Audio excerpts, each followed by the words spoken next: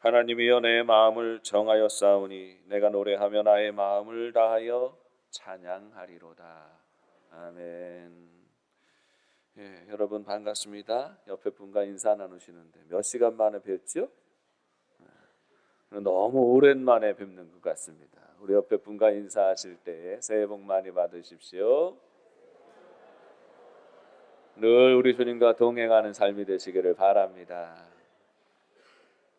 사랑하는 여러분, 하나님께서 은혜로 2017년도를 우리에게 주셨습니다. 이 한 해를 살아가는 동안에 오직 주님 바라보고 주님 안에서 거룩하고 복된 가치를 알고 찾고 붙들고 구별되어 우리 주님 온전히 바라보며 찬양하며 사는 삶이 되시기를 바라고, 구별된 이들에게 부어주시는 우리 주님의 거룩하고 복된 은혜가 가득하고 풍성한 삶이 되시기를 주님의 이름으로 축복합니다.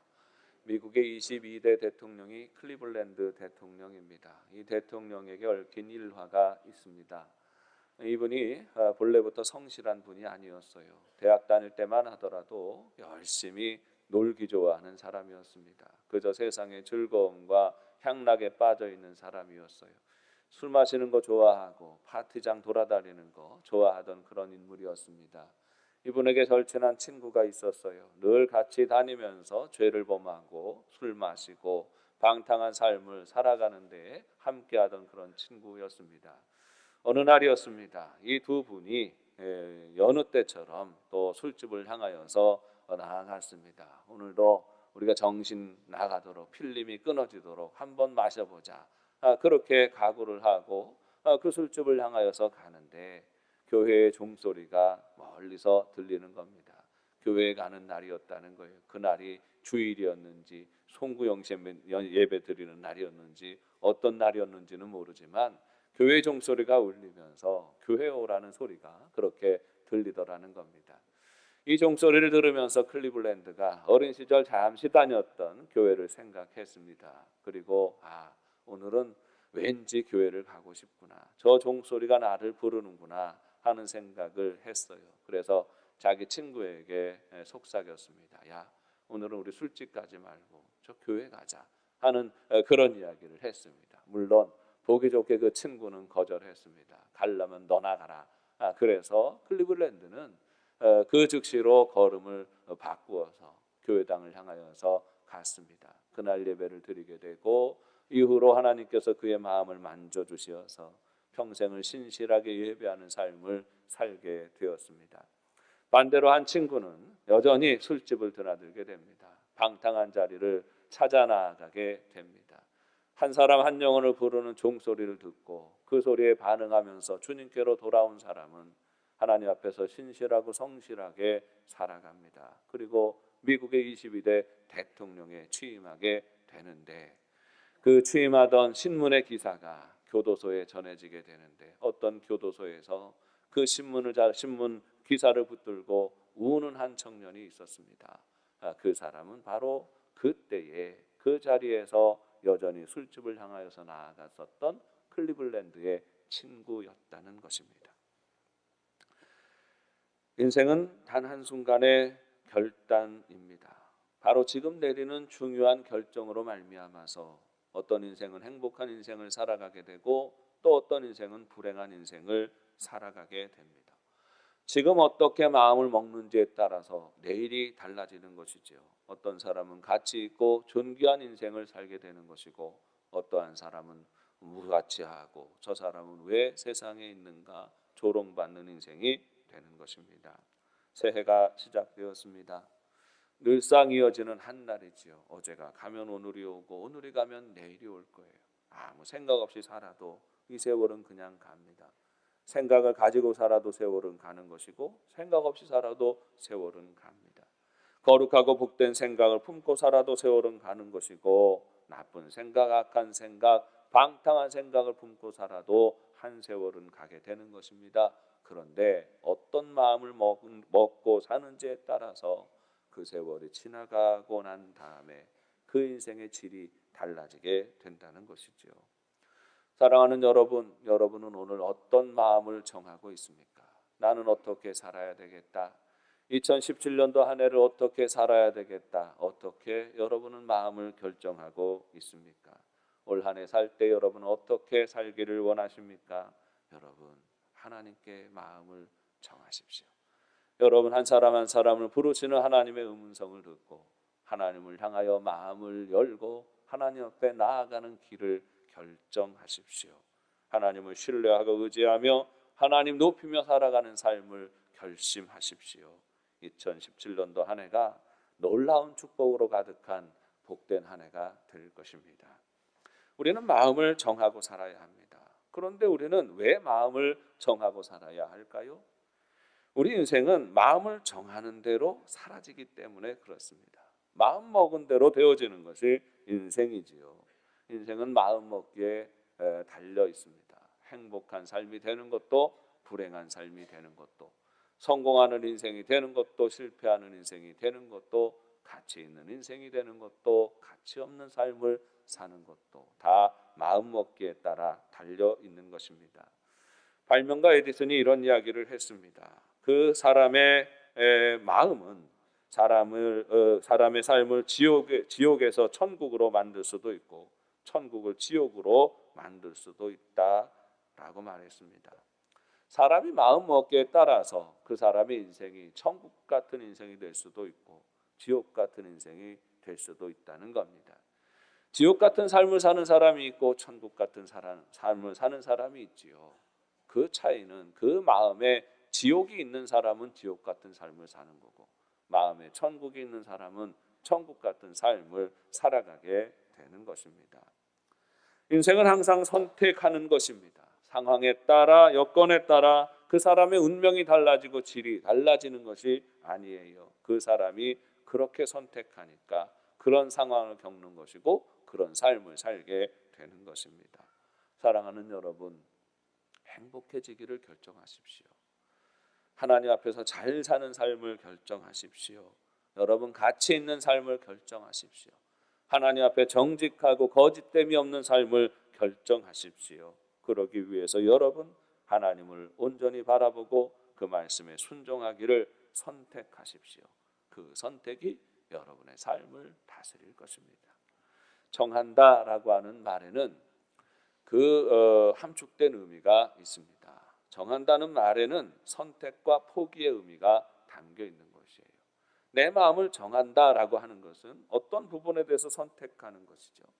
그러면 반면에 어떤 부분에 대해서 선택하는 만큼 다른 부분은 버려야 한다는 것입니다. 내가 마음을 정한다라고 하는 것, 하나님께 마음을 정한다라고 하는 것은 내가 하나님을 바라보고 붙드는 삶을 결정하는 대신에 하나님이 귀히 여기지 않으시고 하나님께서 가치 없다 하시는 것들에 대해서 여전히 마음을 끊어 버리는 것을 의미하는 것이지요.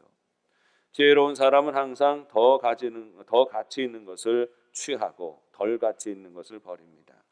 이런 결정이 늘 반복되어지다 보면 지혜로운 사람은 행복한 인생이 되는 거예요. 잘 사는 인생을 사는 겁니다. 지혜 없는 사람, 어리석은 사람은 항상 더 가치 있는 것을 버립니다. 덜 가치 있는 것을 붙들고 그게 좋은 줄 알고 살아가는 것이에요. 그러다 보면 결과적으로 그 인생은 불행해지고 초라해지는 것입니다.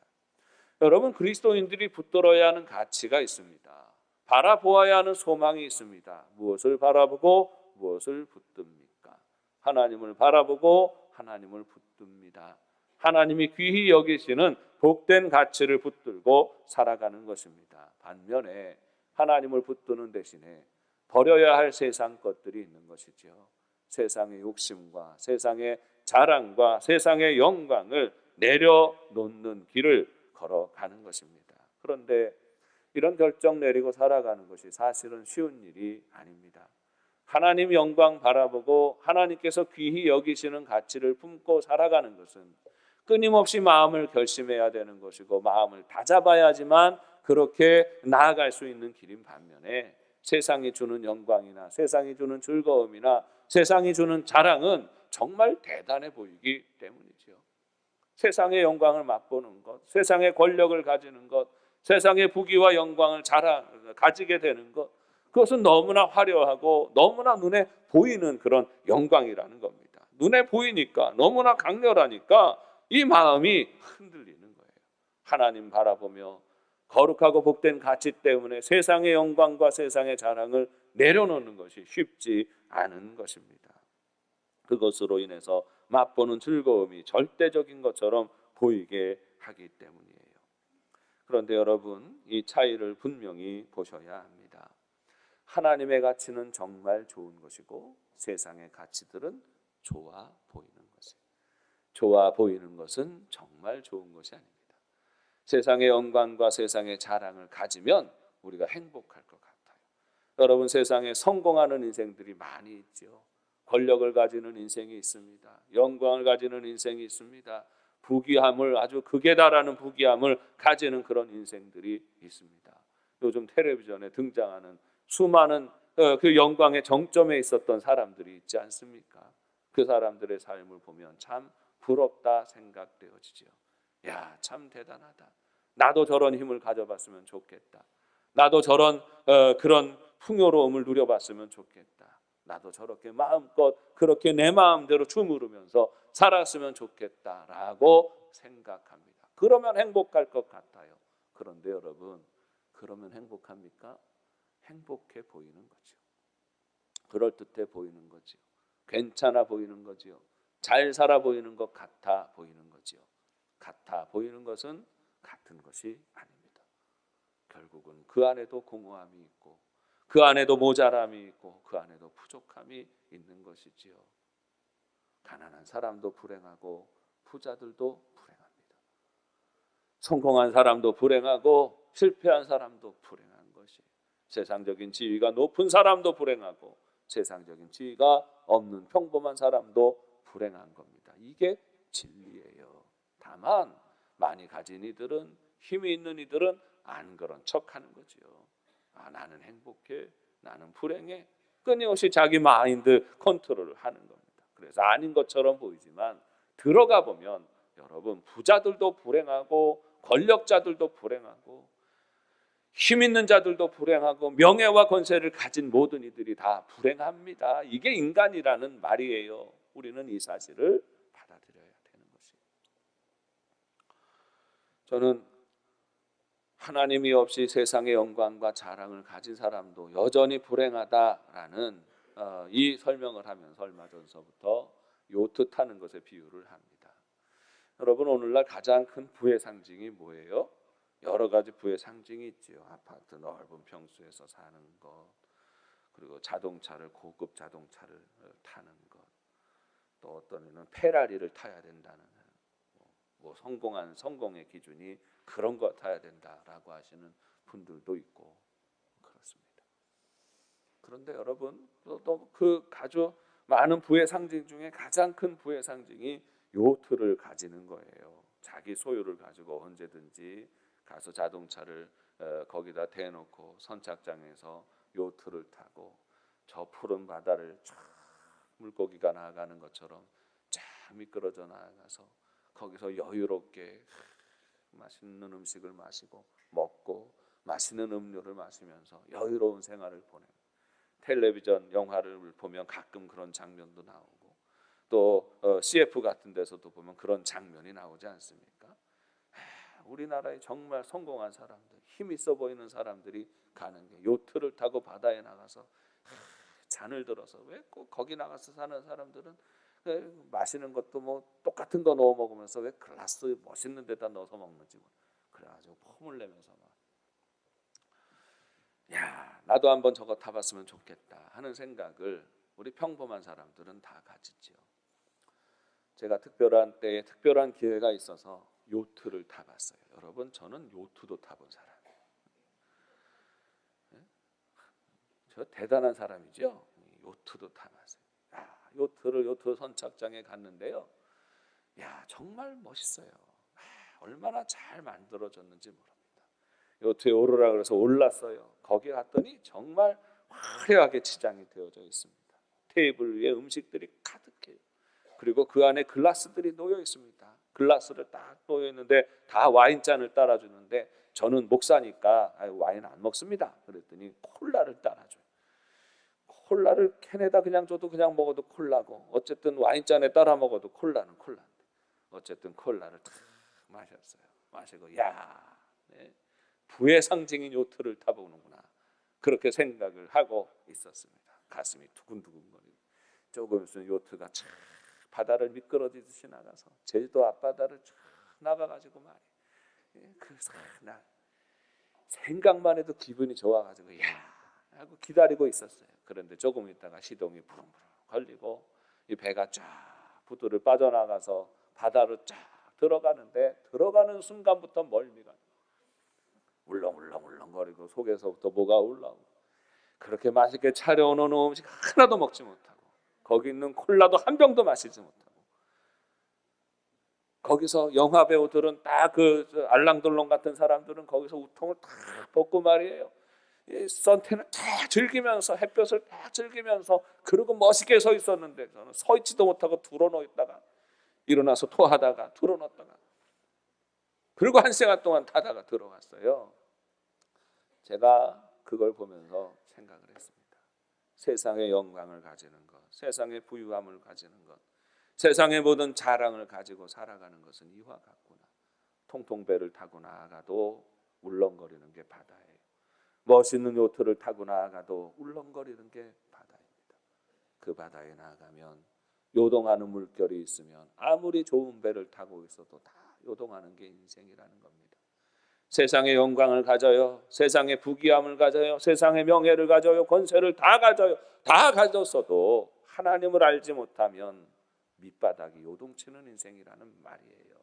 요동치고 흔들리는 인생이라는 말이에요. 그러니까 멀미하는 인생이라는 말이에요. 괴로운 인생이라는 말이에요. 아무리 많이 가져도 하나님 알지 못하고 살아가는 인생은 괴롭고 곤고한 인생일 뿐이라는 말입니다.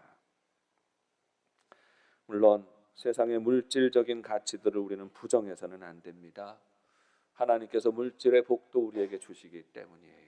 우리는 열심히 노력하고 땀 흘리고 수고해서 물질의 복도 가져야 하는 것입니다. 중요한 것은 물질이 아니라 물질을 어떤 가치에 따라 사용하느냐 하는 점입니다. 모든 것을 하나님의 뜻에 따라 바르게 사용하면 그 물질로 인해서 여러분은 더욱더 풍성해지고 행복해질 것입니다.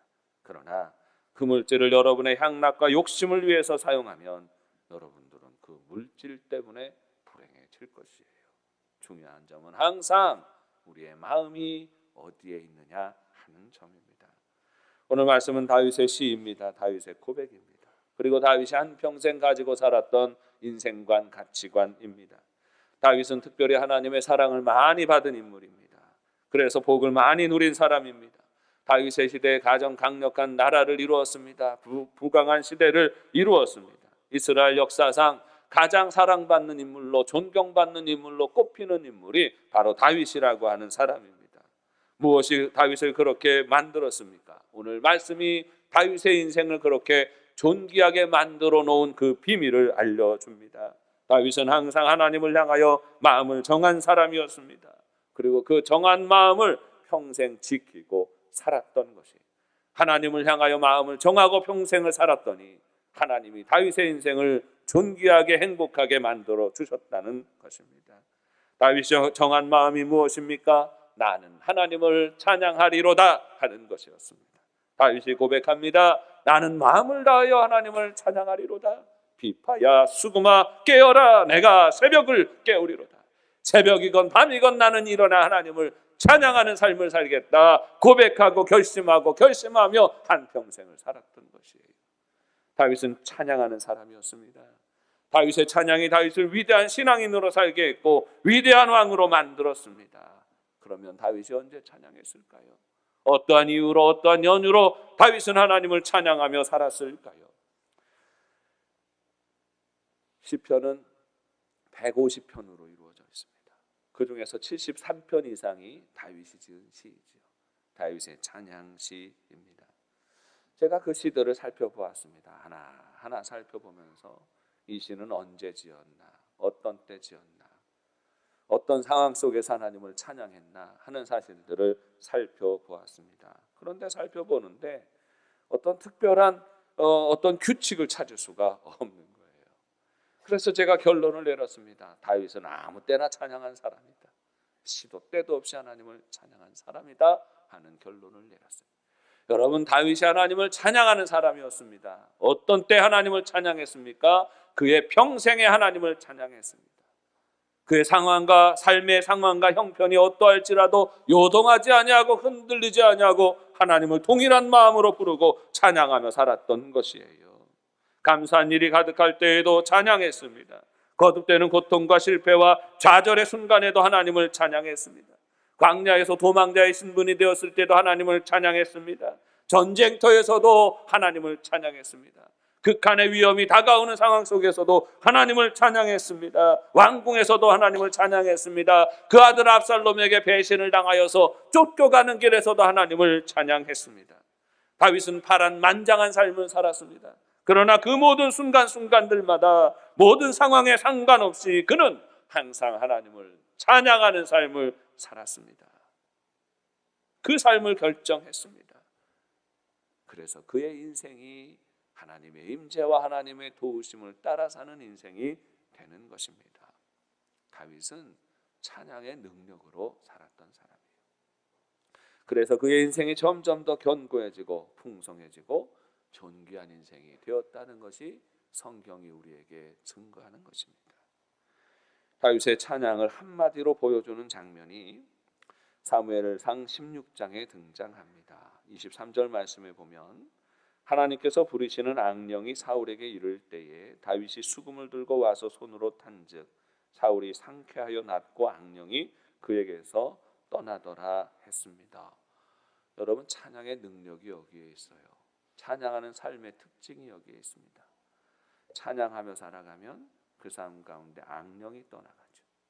악령이 떠나가고 성령이 임재하십니다. 찬양의 능력은 이런 것이에요. 삶 가운데 악령이 떠나갑니다. 악하고 더러운 것이 물러갑니다. 더러운 권세가 떠나갑니다. 그리고 성령이 임하십니다.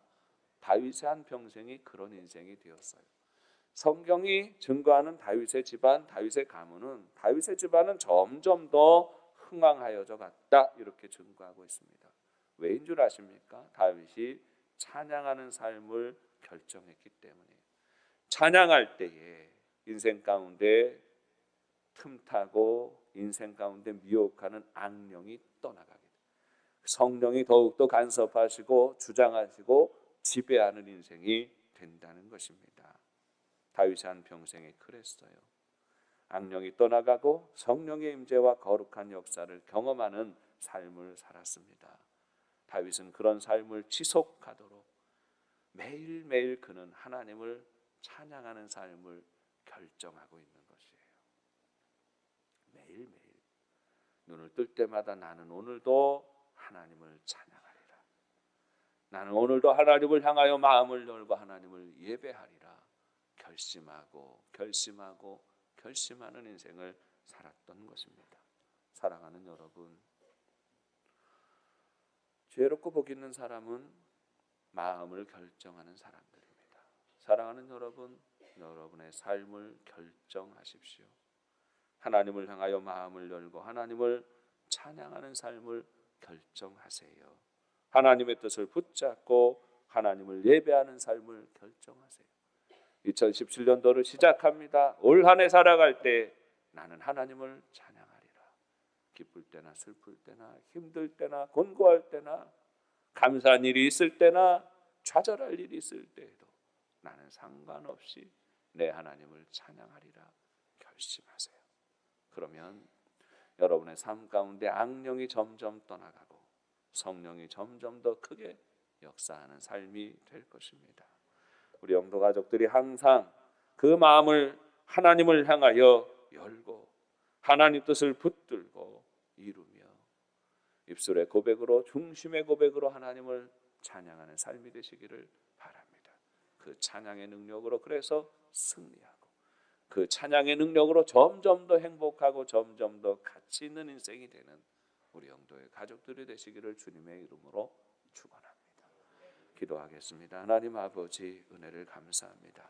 오늘도 복된 성의를 허락하여 주시고 2017년도를 시작하며 우리의 마음을 결정하게 하시니 감사합니다. 다윗처럼 하나님을 찬양하리라, 결심하는 우리 영도 가족들 되게 하시고 마음의 중심을 하나님 앞에 내어 드릴 때에 주께서 붙들어 주시고 인도하시는 대로 성령의 지배와 다스리심을 따라 나아가는 삶이 되게 하여 주옵소서. 예수님의 이름으로 기도합니다.